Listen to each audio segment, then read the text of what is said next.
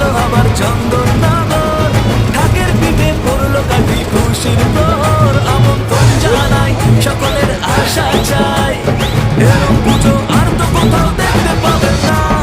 সবার সেরা এই শহরের জগদ্ধাত্রী মা, সবার সেরা এই শহরের জগদ্ধাত্রী মা, সবার সেরা এই শহরের জগদ্ধাত্রী মা, সবার সেরা এই শহরের জগদ্ধাত্রী মা, জগদ্ধাত্রী মা।